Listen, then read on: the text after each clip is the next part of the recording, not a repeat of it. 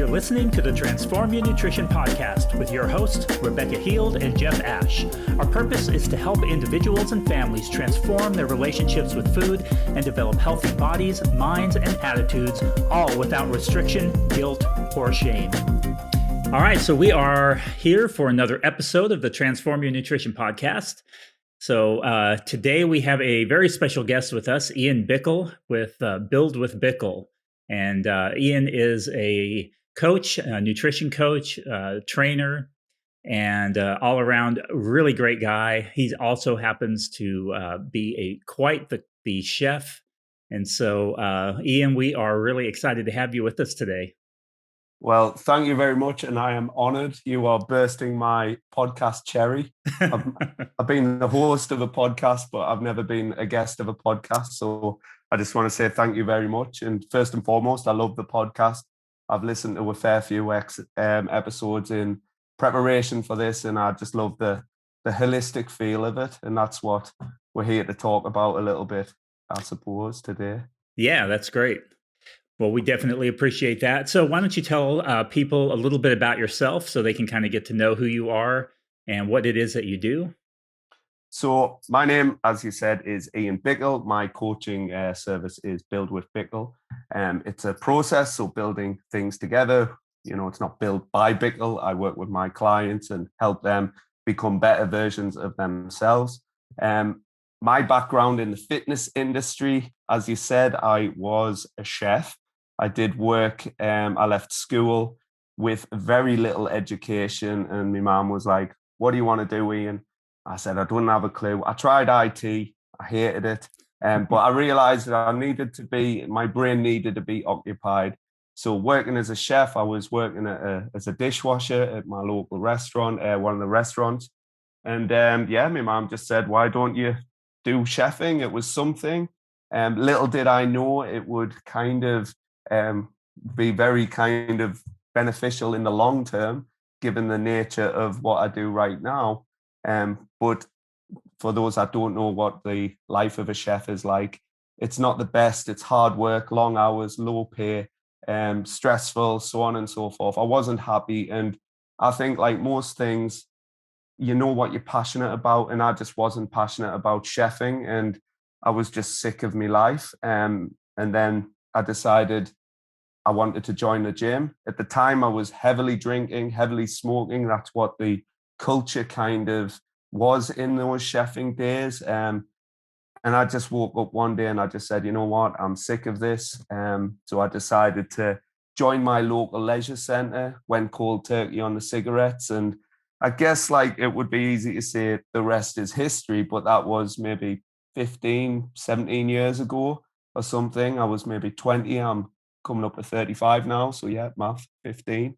And yeah, like I think that really just kind of started this snowball effect that allowed me to join the gym, do my gym instructor course because I really loved it, and then becoming a qualified personal trainer. And then I fell in love with nutrition. At the time, I fell in love with bodybuilding. I was kind of hugely interested in, physique. It was kind of WWE, WWF at the time, wrestling that really made us kind of love the male physique. Arnold Schwarzenegger at the time, of course, and what he was doing, Terminator 2, grew up with all of that. So I've always kind of been interested in muscles. And I just assumed, you go to the gym. Little did I know. I didn't obviously know about special supplements either, quite naive. As we grow, as we learn. But I just came more and more intrigued. And it's just been a kind of organic evolution and refinement in my own self, but also in my coaching practices and with my clients also. So I hope I didn't go on too long. I've probably left a lot of details out, but these tend to be 45 minutes to an hour and we don't have that sort of time. No, thank you for sharing. Do you know, I didn't know all of that. So that's fantastic. And like you say, I think everything does happen for a reason, doesn't it? Obviously, your experience as a chef and everything, I guess that probably, all of that will enrich what you do now. Oh, definitely. And I think stuff like, obviously with clients, basic cooking skills, you know, and I still my friends say, oh, well, you're a chef. And I'm like, I haven't been a chef for 15 years. Like, you know, being a chef is something that you love, you experiment, and kind of like the fitness industry. And I didn't, but I did create some basic habits, understanding stock rotation, knife skills, basic flavoring, all of those sorts of things, which, you know, working at, you know, being a kind of bodybuilder wannabe at the time, you know, paid absolute dividends. And now being able to kind of teach clients also a little bit about cooking, share my food on my Instagram and things like that, just to show, hey, being healthy doesn't have to be boring and bland food. We're getting away from this chicken, rice, and broccoli, which again, being a young bodybuilder, impressionable, you know, not knowing anything about the physiology and certainly not the psychology around food. My first bodybuilding show in 2013, I was given a list of around 20 foods and said, you know, that's all you're allowed. But it was my first but it paved the way to success. All of our mini failures do this. So when I was given this meal plan, these lists of foods, I was introduced to calories and macronutrients. So that was my first kind of like introduction to those. And I realized I had to basically fit these into my carbohydrates, protein, and fats, but it was only these special foods. And then obviously I competed in 2013, my first competition, got off stage, binged like a bodybuilder does. But again, culturally, that was normal when it's quite frankly not a healthy relationship to have. But luckily, between 2013 competing and 2014, I managed to stumble on the evidence-based approach. And it was Lane Norton who kind of was very kind of pushing of this agenda of being like, you know, there's better ways to do this. And I've always been that sort of person who's just went, right, no, when my head's in something, I'm doing it. So when I decided to quit as a chef and pursue my job within fitness, I just did it. You know, when I wanted to quit smoking, I did it. Sometimes it's to my detriment. I'm just a bit like gung-ho. But on the same note, with clients, you're asking them to take a little bit of a leap of faith because the future isn't predictable. But you've got to believe that it's going to be better than potentially where it is right now. So yeah, I jumped on the if it fits your macros bandwagon because that was the trend. And it kind of still was a trend, although it was a better version of clean eating and so on and so forth. Competed in 2014, won my show, you know, all the bodybuilders were backstage telling of their dieting woes, boiled chicken and broccoli. And I was like, yeah, I had a sausage sandwich yesterday and things like that. But again, I didn't know anything. I was just like, I didn't understand. But again, dots are getting connected along the way. And when people come to work with me, they don't realize that I've worked with many people, but also I've been there and done that. And being a father, you know, being a family man, I decided probably after 2014, I was no longer a bodybuilder. I spent so long trying to identify as a bodybuilder because everybody wants to fit into some sort of subculture, I guess. Whereas really what I'm trying to do with myself is just be, as cliche and cheesy as it sounds, the best version of me. I'm an Ian Bickle, and people are like, oh, you're a bodybuilder. And it's like, no, I'm not. I'm so much more than that. You know, and they'll be like, well, what about your training? And I'll be like, yeah, I've trained like for muscular hypertrophy and all of this sort of stuff. Occasionally diet down to, you know, reveal that. Does that make as a bodybuilder? I'd be, if I competed again, the only non-bodybuilder on stage because I'm not trying to be one of them. And quite frankly, they'll probably not be listening to this because it's too holistic. But the reality is, like, I don't really like bodybuilders, you know, or people because it bores the life out of us. I enjoy my sport because I enjoy all of the things it gives me. You've personalized it. Exactly. It's mine. Yes. I love that. I love that. I like how you said about how you don't identify with it. You're Ian. And Yes. this is often where a lot of people can fall short. They identify as the person who overeats, or they identify as the person who's obsessed with chocolate, or they identify as the person who is. Now, don't get me wrong. I think, and we're probably all on the same page, that you have to make, if there are certain habits and behaviors that you want to establish, you need to be able to kind of identify with them rather than actually identifying with, I don't want to say a cult, that's the wrong thing to say, but you know what I I'll mean? say cool. Yeah, yeah. Does that make sense? So it's kind of, rather than identifying as a person who does, but it's great to be the person who loves exercise. It's great to be the person who, but I think to identify as, I guess, something that is maybe going to encourage negative behaviors and habits is not the best Mhm. approach, is it? I think with me and food and exercise, there's no rules, Yeah. therefore you can't be wrong. And Yeah. I don't take the piss out of that, but there is Because you need principles. discipline. Just because you don't have rules doesn't mean you don't have discipline. Exactly. So, I talk about this with my clients all the times. We operate within margins. And as soon as you kind of say you're on a diet or doing something that is against the grain of your life, you've taken what you had was huge margins. People won't be able to see this if they're listening, but arms are open quite wide. And what they do is shrink them down into these tiny little margins straight away in their brain, even though physiologically they've got all of this play, all this wiggle room, all of this gray area. But of course, this is why I don't just work with people in getting their nutrition better. Obviously, we need to meet principles, energy balance, and so on and so forth. However, we want to do it in as kind of least disruptive fashion to their life as possible. I work with busy people, moms, dads, people with responsibilities that don't have time to go on a diet, and these are the things that often are contributing to their lack of consistency, as they think that it's this huge commitment to be fit and healthy. Like, fitness is my hobby, and I geek off on it, and like, I understand the clients that I work with, it isn't their hobby. Like me personally, I don't show my physique off at all. It's mine. The only time I'll do it is if I do go on stage. I'll do a photo shoot and I'll do it for that momentary bit.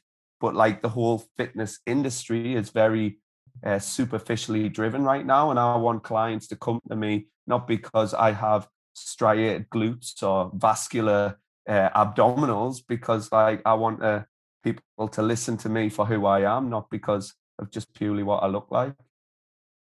Absolutely. Yeah, that's one of the things I always appreciate with the approach that you take in interacting with people on social media, and you're, you know looking at your physique. If anyone has seen any of your photo shoot pictures, you have quite the amazing physique, and depending on how lean you would be, but you're very muscular and that kind of thing. And it's very common that is what is promoted, and a way of selling yourself as a coach based on how you look rather than what you can offer people. And I think it's great the approach that you take. And obviously Rebecca and I take that very similar approach. We try and help people see how we can help them as a coach rather than basing that on our appearance, because it's easy for someone who is genetically predisposed to being able to develop a good physique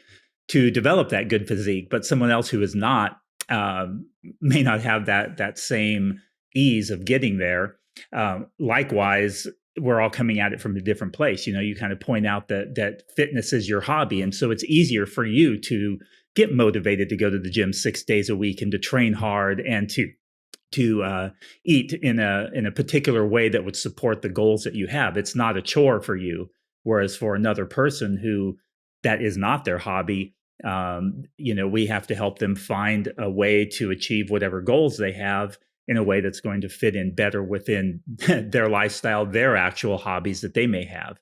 And so one of the things we brought Ian on today to talk about was some of what it means to be a coach, why it is that a coach can be helpful. And in fact, one of the things that triggered this was Ian actually went out and got himself a coach for another reason, I saw the parallels between what he was seeking out help there and what often people are seeking out when they contact us for our services as nutrition and fitness coaches. So maybe Ian, you can talk a little bit about coaching in general and what benefits you see to having a coach, why you sought out a coach for yourself, kind of what that was for. Yeah, absolutely. Yeah, so for me, with my journey through fitness, it's been 15 years, and probably maybe 10 plus years of that was just on my own, figuring stuff out, which there was a lot of probably disordered eating-esque, Mhm. within the sphere, the subculture I was operating in. There's a lot of question marks, a lot of, you know, rabbit holes which went nowhere, and it often Oh, does. yeah. Yeah, it leaves you frustrated, upset, angry, and because I'm a persistent bugger, I'll just keep going, because if I've got a definitive goal in my head and it's really something that I want, I'm going to do it. And back then, the ability to have a coach, especially online like I do, someone who is qualified but also has my kind of best interests at heart. Like, if I was doing this job maybe 5-10 years ago, I would have been terrible, because I would have tried to get everybody essentially doing what I was doing. Mhm. So I wanted basically the same. I wanted to bypass a lot of that shit as far as business is concerned. So I got myself a business coach, because I have been struggling, just knowing which direction to take, because different business is very different, especially in this world. I know that I'm fantastic at my job, and I can get people fantastic results and help them with their long-term health and fitness goals. But it's, how do I get that message across? How do I share that? How do I bring people into my world? What Mhm. should I be focusing on? What shouldn't I be focusing on? And what my coach has done with me, Stuart, he's called, he has given me some clarity and some direction. But that all stems from what I want. Like, a lot of the clients that I work with, they know what they don't want. Mhm. Okay, they don't want to be fat. They don't want to be this, that, and the other. They don't want to feel these things. But like, it's like saying, well, don't think of a black cat. They're focused on the very thing. So I'll ask them. I'll be like, well, what do you want? And quite often they don't even know. They haven't pinpointed it. So Yeah. I'm trying to dig this shit out of them. What are we trying to move towards instead of running away from? And for a lot of people, they do get in that limbo zone where they're kind of far enough away from that pain point, but they're not quite close enough to that pleasure point, and end up like in this between a stage. So we have to constantly like remind them, this is what we're doing. And having a coach, whether it's me with someone's health and fitness, or Stuart with my business, it's a reminder of, come on, keep pushing. You are better than this. You can do this. And someone just giving me that level of support and accountability that, again, we offer. And have you found, obviously, is that's helped you be clearer in how you serve your clients? Yes, I would say and it's probably been just over a month since I signed up with Stuart, but this is kind of the attitude that I want people coming to me with, is like, I'm committed. Like, Mhm. I'm not sick of this situation, because potentially it's been years of messing about, and getting nowhere. And it's like, do you want to do more of that? Longer, you might get there at the end of the day. It's like, if your car breaks down, you take it to a mechanic.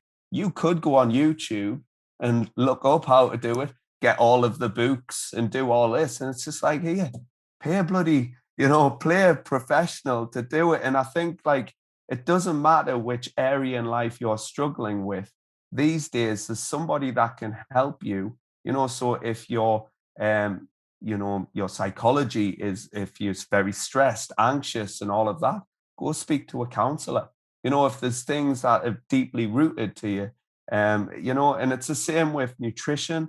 I feel this space needs a little bit more serious time and attention put into it because of just all of the bullshit out there, but also how like dangerous it can be in your health in the wrong hands.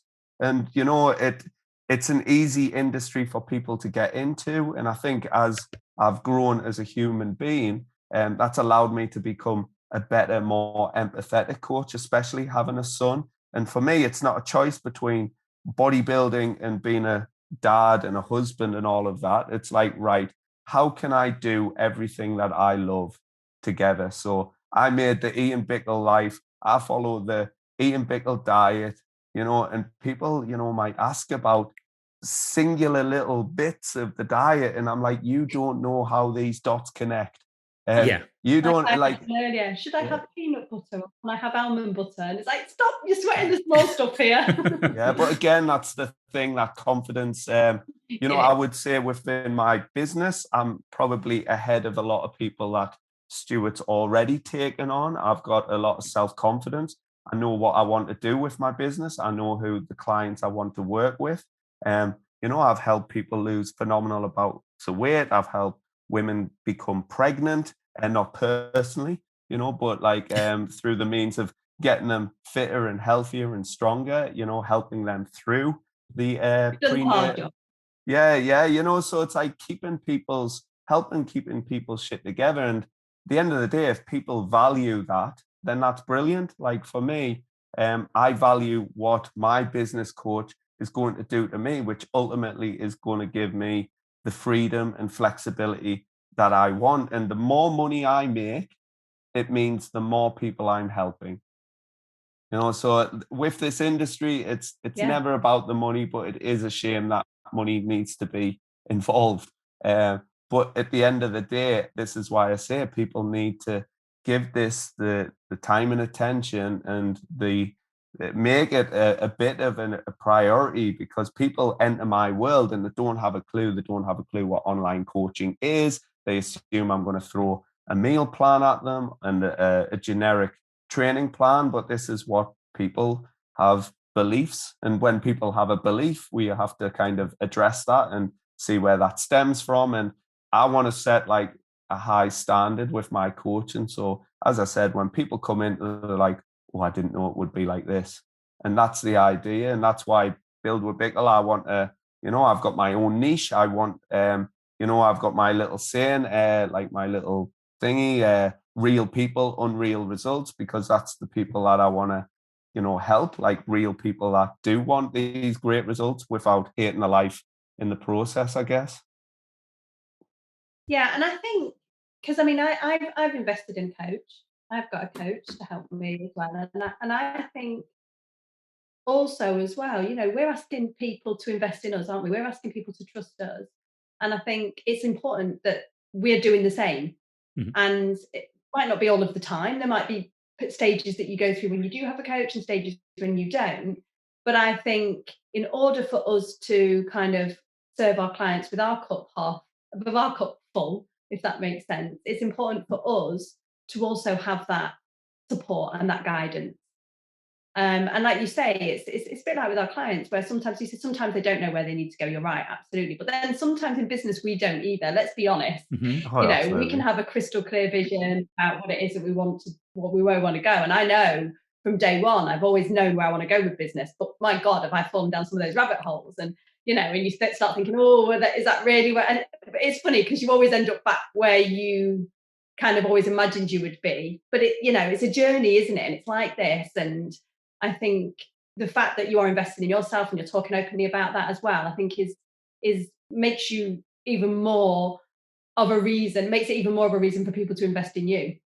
Well, that's what I share with, like, potential new clients, anybody who I may work with, even before any money or anything. I don't give out prices, because like they don't know the value. So if someone Yeah. slips in me DMs and they're like, how much is coach? How much is it? And I'm just like, well, let's have a free call. We'll have an hour. Let's speak about you, where you are, where you want to go, what you're struggling with. I'll explain how my service works. It's a yes or a no. and you've lost nothing. And if they want to do it, like they want to do it. If they don't, they don't. At the end of the day, with my coach, I mean, he charges double what I charge. However, like price doesn't even come into it. Like it's that important to me. So if that's going to give me, as I mentioned, the freedom that I want, you can't put a price on that. And ultimately what I'll say with clients, hey, it's a minimum of 3 months, because like we're dealing with complicated stuff here. Yeah. Like the first month is quite often not just me trying to figure you out, but also you trying to figure you out. So I will give them some kind of baseline frameworks to kind of start with, but then we're going to kind of start looking at like the intricacies that going to connect those dots, look at there. So we start building their baseline diet and they're like, so, I would be working with Jeff and I would be calling this, right, this is the Jeff diet, and principally it would be maybe very similar to every other diet out there. However, subtly, it's Jeff's, and that makes it his. And it's given people choice and autonomy and education. And, my business coach, admittedly, like he is essentially just most of the time, he's just like, keep going. And that's what I want. I want somebody to go, right, what you're doing is amazing. Instead of me, like maybe if I didn't have him there, I would just be like inconsistent with it.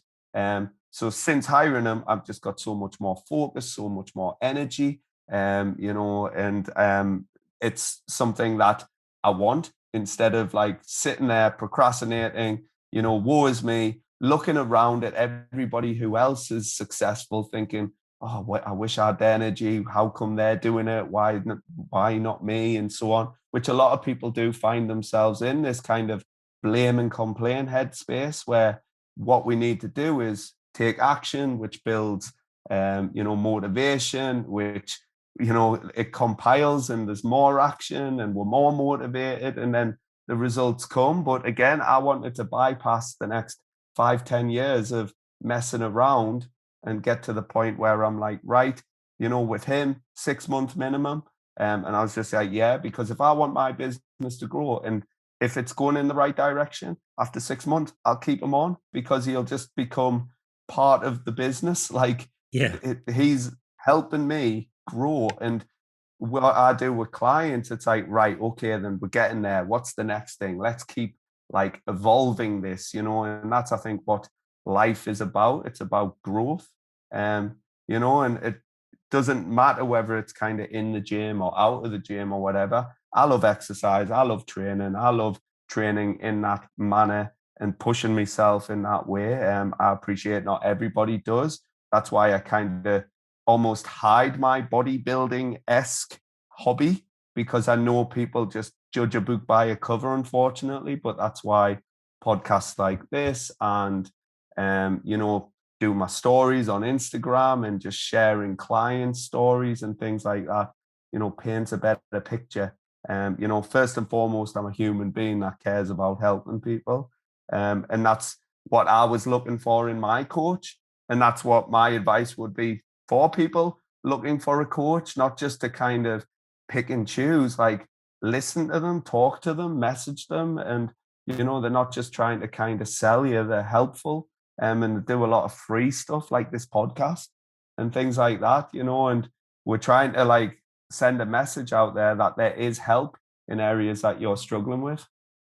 Yeah, I think that's a great point about what a coach can do, and what makes a good coach for you as an individual. Is you don't want a coach that tells you exactly what to do. It's one that's going to guide you through the process. It's going to answer questions when you have them, but help you develop this autonomy in reaching your health and your fitness goals, and that partners with you. And that's kind of I know that's the approach that all three of us take. Really, is partnering with our clients in really listening to what they have to say, listening to where their specific struggles are, and then helping them with ideas for working through those different things. And often it's a matter of helping them discover what the answer is rather than giving them the answer.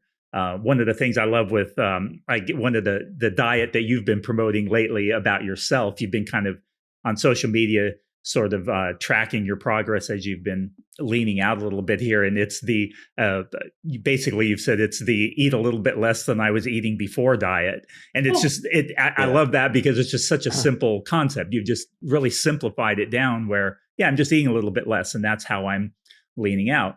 And for another person, it may be something else that they shift or make a change in their life in the way they're eating that will help them move in the direction that they're wanting to go without overcomplicating it. And so many of the diets that are out there, these kind of one size fits all approaches, give you all these rules that you have to follow in order to get your results, and it leaves out that individual aspect. Whereas a good coach, which I think the three of us are, can guide you in that process. And same with Stuart, he guides you through that business process. He's not telling you what to do; he's helping you to come to the realization of what you need to do, and then encouraging you along the way and cheering you on as you're moving in the right direction. And challenging as well. Yeah. Because I think that as a coach, I really value that, my coach challenges me. I do challenge my clients. I never judge, all the feedback. Whenever I get feedback after I've worked with a client, it's always that I never felt judged. I never felt, however, I did feel, I felt like I would be challenged and pushed when I needed to, because if you don't, how else are you going to help a client to grow? How else are you going to help them to move on? But again, it's about doing that in that non-judgmental space, because as we all know, there are plenty of, fitness coaches out there, nutritionists out there that kind of rule through fear. I was talking to someone earlier about how there's someone local, I won't name. There's a PT local who gets great results for clients. Yeah, well, short-term results. Yeah. But because he literally scares the life out of them, and it's like, oh, if I don't do this, I'm going to get in trouble with my. But I don't think I don't know of anybody who's managed to maintain the results that he gets for them, because it's just, this is my way. This is what you need to do. If you don't do it, you're in trouble. So there's no process for learning. There's no space for learning. There's no space for development. And it's just not personalized at all. Yet people just want this quick fix, don't they? People still just want to be told how to do things in the short term. Mm-hmm. I think that's the thing with me. Even if there's a client who maybe I didn't have that success that I wanted, because obviously we want the best for our clients. Mm-hmm. At the bare minimum, at least I'm planting seeds. Yeah. And, maybe at their time in their life, they're just not ready, because of course, behavior change is absolutely huge and people do need to be ready to change. And it does require that kind of like almost a decision like that. It can be like that, where like I quit smoking, was like, no, done. I'm quitting my job, no, done. And yes, at a time when I quit my job, I didn't have a mortgage, I was still living at home and so on and so forth. Don't do that if you're in full. Yeah. But it does require for you to kind of draw that line in the sand and be like, well, yeah, what does my future look like if I don't change? And for those clients who maybe have worked with us, I've left them and I've tried to help them in any way, and I'm giving them lots of nuance around decisions. A client asked me a 7-letter question the other day about overnight oats, and I ended up sending a 7.5-minute voice message because of talking about not necessarily the overnight oats, but how it all interacts and interconnects. And, fundamentally the answer was it depends. And coaches do give nuance. Coaches don't give definitive yes, no questions, and they ultimately give you the decisions. And with my long-term clients who maybe ask me a question, they'll send me a message and I'll turn around and be like, what do you think? And as a coach, that is the best thing that we can do. Is we're teaching our clients to be self-sufficient, and ultimately when they leave our service, they are my business card 5 years from now, 10 years from now. The philosophies that we are adopting right now is seeing them through, so they're not on a diet. They don't have that dieting mentality, and they're not like, oh, I'm coming back to Ian because I failed. If they come back to me, there's a reason. If they've went away and came back, there's a reason that maybe there's some more blind spots that we need to fill and make sure that we kind of learn and move forward from our quote unquote, failures, because the path of success is littered with those bad boys. And that's the other thing. And I love what you said there about how it's, you will ask the clients, don't we, reflect things back. And it's, and like you say, there's never with the coach, it's like, should I do this? Should I do that? Well, that depends. It's always the case, isn't it? And it's kind of trying to get it out of the client. But it's also as well, there are times, sometimes when, and it's also holding that space for the client to maybe do something and it does fail, but that's okay because they've tried it and they've learned. I mean, I know that I've sat back, not this sounds awful, but because obviously there are times when as a coach, I'm like, I really don't think my client should be doing that. I really think they should be doing this. But having said that, it works both ways. Sometimes they prove me wrong. Okay, they have. And other times you've just got to hold that space, let them, find out the way that they need to find out and then move them on. I think with a lot of my clients, especially when they first start, maybe even that first month, I need them to feel a bit more. Yeah. Like you're right. So that just opens the door for a conversation. Yeah. And like sometimes that happens because it is just short-term failure. Everybody thinks it's the end of the world and things like that. And it's gotten to the point in the fitness industry that, they've demonized foods and food groups. And, it's like, well, I should, what's the point? They go into effort mode.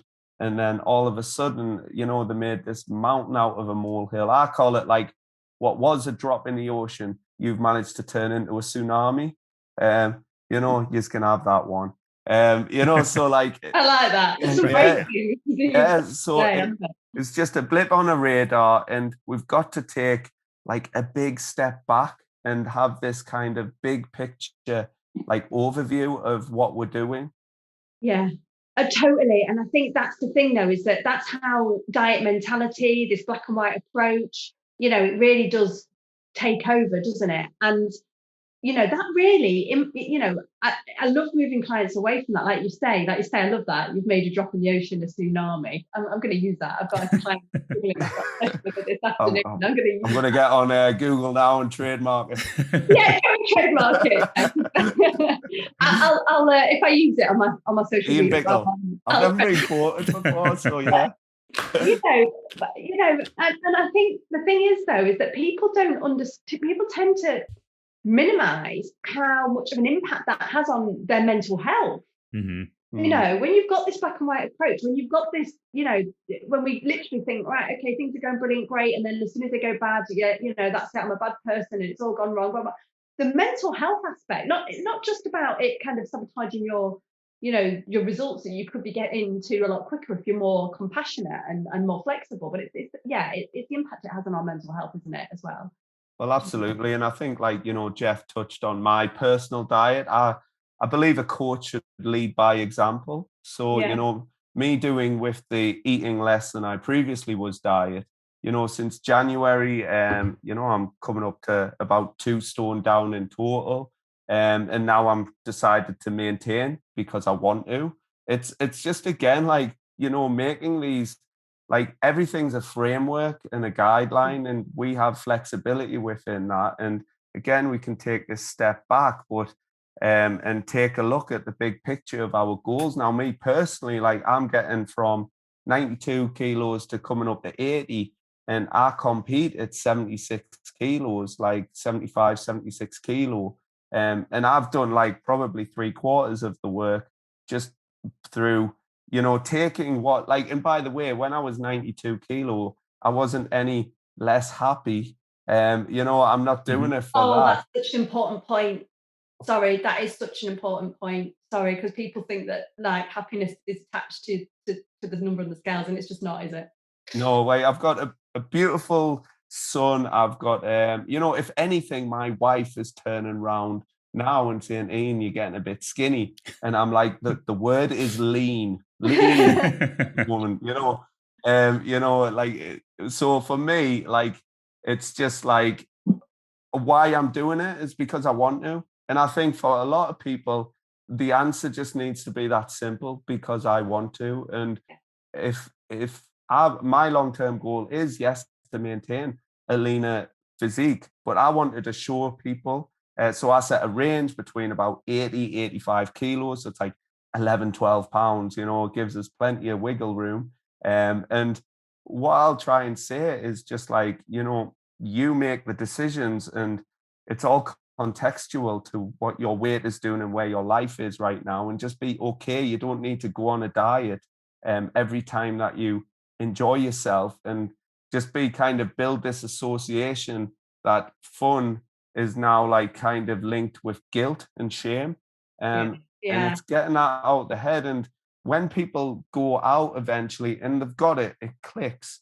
They're now going out and they're connecting with people, and they're in the moment with their friends or family for the reasons they're there.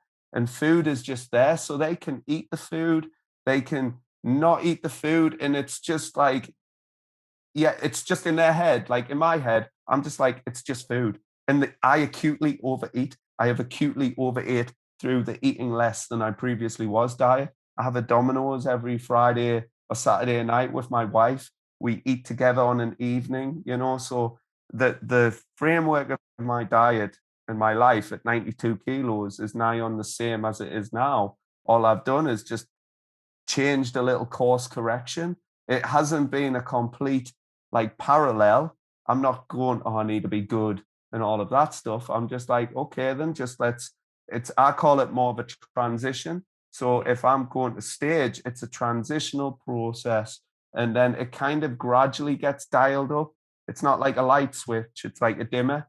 And gradually, and if it gets to that point where I'm like, you know what, I fancy doing it, that'll be a decision I make along the way, instead of from day one putting this enormous pressure on myself, telling people, and what if I fail and all of this sort of stuff.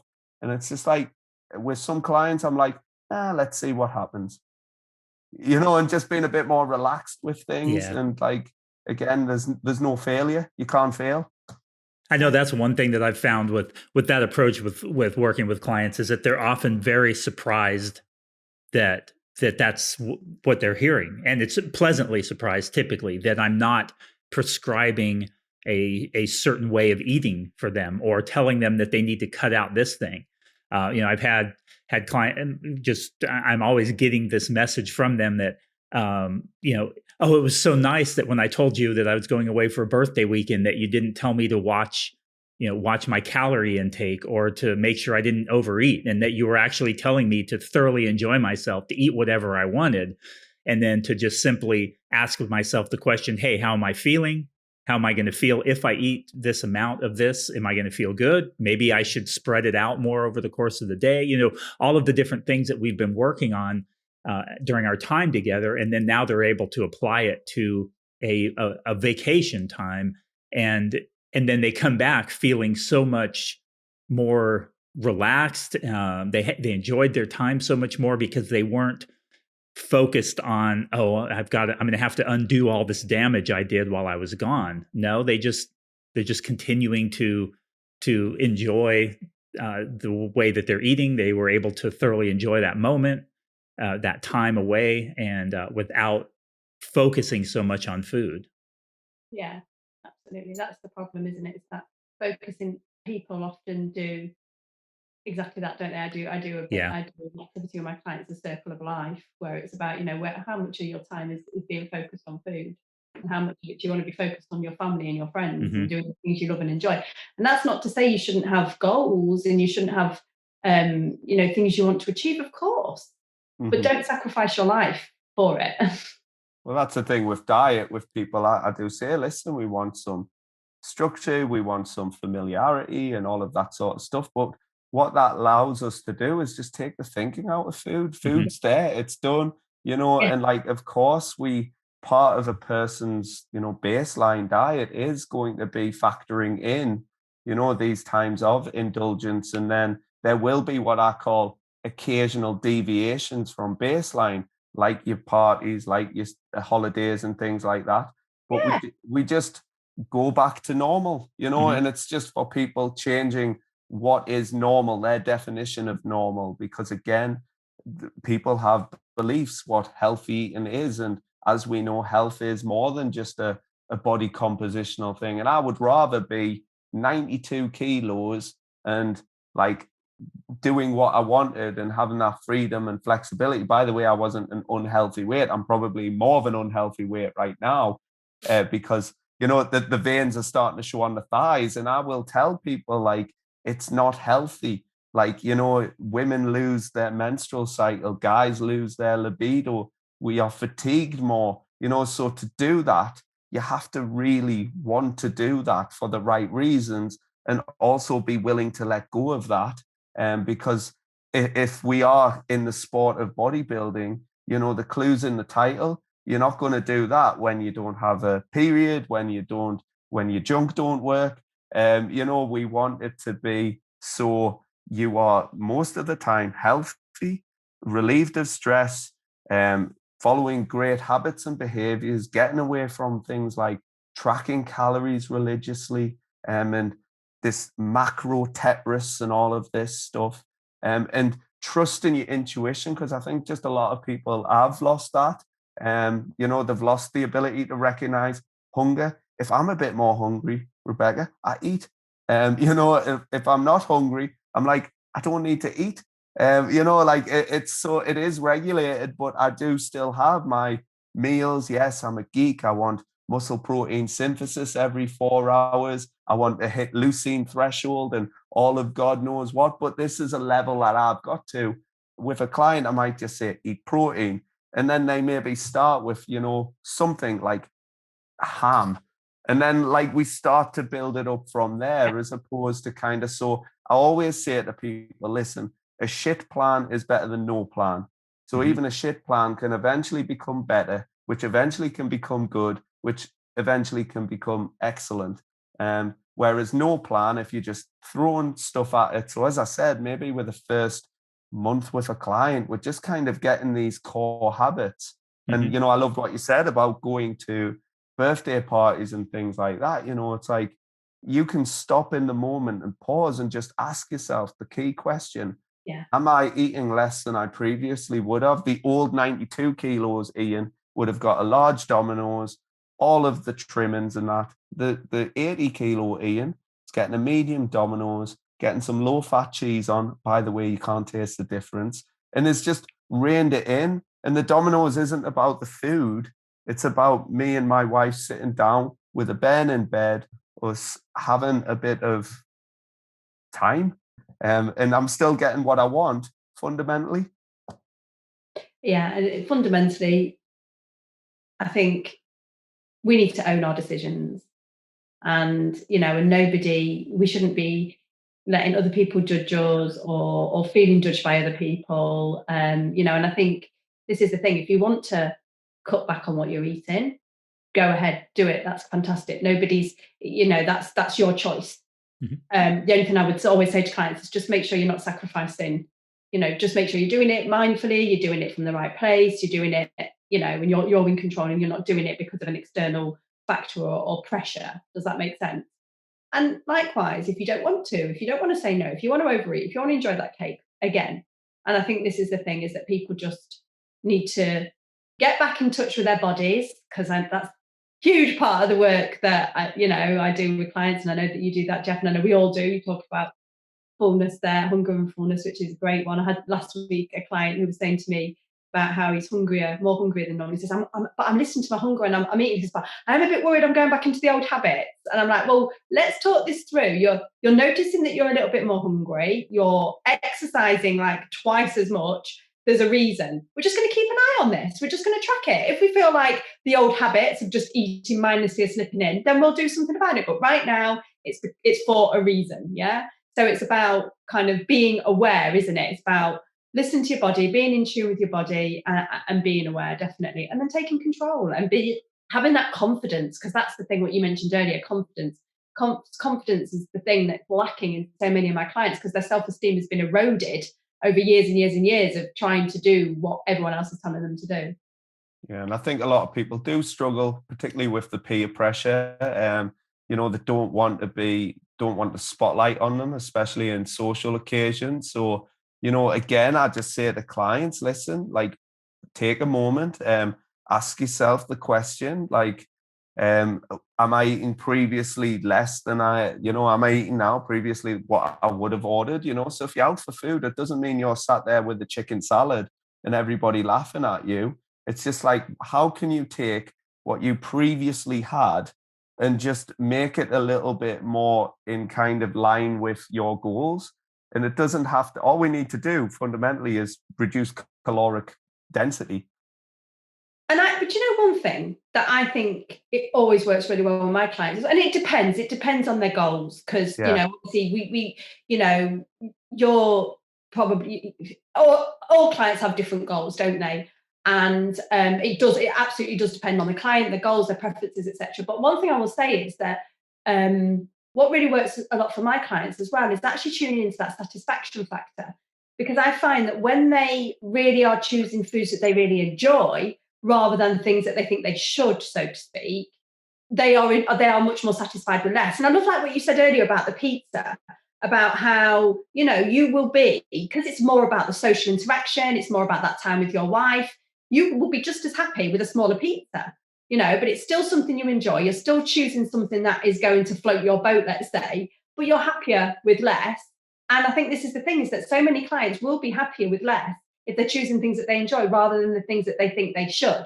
I kind of have clients who say to me, oh, well, should I be eating a Muller light yogurt, or should I be having that full fat Greek yogurt that I really love, but I feel like I can't control myself around it? Well, actually, you'll probably find you'll eat less of that full fat Greek yogurt than you would of the Muller light. You think about these big Muller light pots, and that's because they're just not giving that pleasure and satisfaction, are they? So yeah, I think sometimes when we can get clients to really tune into that can just help reduce calorie intake in such an enjoyable way.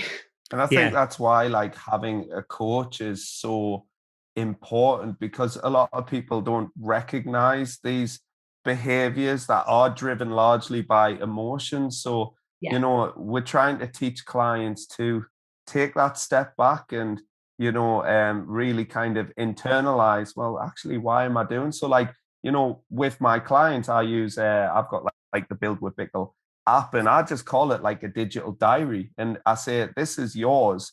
Like, there is no right or wrong way to use this bit of technology, and we can personalize it in a manner that is more so for you. And what it allows me to do is, when I'm doing their weekly check-ins, I'm going through their check-in form, I'm going through all their data, I'm screen recording as well, so they can see me going through all of that with them. And I'm just like connecting the dots for them, and they're able to see it.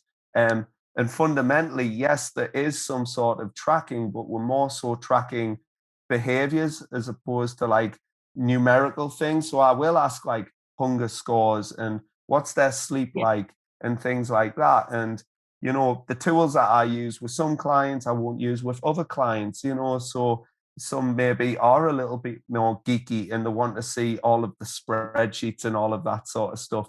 Maybe eventually the client who doesn't have a clue when the start reaches that pinnacle. And I just don't put people like, I say, listen, you can achieve what you want to achieve. I'm here to help you do that. But this is very much about you, not about me. What I do is nothing to do with you. But usually clients who see you, speak to you, like something about you. And I think that goes back to what I said before. We lead by example. We speak in the way that we feel, that we truly believe in. And I think a lot of people who maybe haven't found themselves as a coach are maybe copying other coaches because they just see success in that coach. Yeah. Whereas like we're trying to be, again, the best versions of ourselves. And it just so happens we have a huge amount in common. Mm-hmm. And then but then when you're being the best version of yourself and you're being yourself, you'll attract people that are right as well. I mean, I had a conversation this morning with a guy and he was like, I was attracted to you because, because of,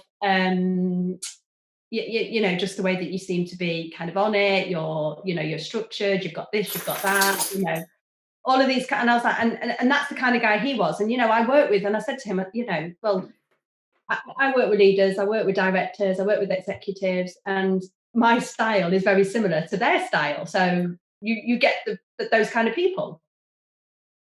Yeah, And absolutely. you know what? I think that it's interesting as well that, like you said, it's about and definitely in the, you do look at other people and you do think but again, it's like with our clients, they look at other people and they'll be like, oh, they're losing weight on Weight Watchers, or they're doing this and they're doing that, and then they feel that they want to follow suit, don't they? And we've all been there as coaches. There are definitely people I've looked at and I thought, oh, I need to be doing more of what they're doing, and I've tried to, like and it never lasts because I just default back to Becky mode. Yeah. Well, it's a lot like what Ian was saying earlier, that there's so many dots that connect that a lot of times we don't see. And when you look at Ian's diet, for example, and if somebody says, "Oh, well, what are your macros? How many calories are you eating? What foods do you eat? What foods do you not eat?" I'll eat that way, and I'll get the same results. And it just doesn't work that way, because what he has done is he's structured his way of eating in a way that aligns with all the various dots in his life. It aligns with the fact that he has a young child, and that he has a wife that works a particular job and has a particular schedule, and he has a particular job and a particular schedule, and he has personal tastes and preferences and a unique genetic blueprint, and all of those factors that if I was to eat the same way that he ate, I would probably not get the same results. I know my legs will not grow in the way that Ian's legs grow.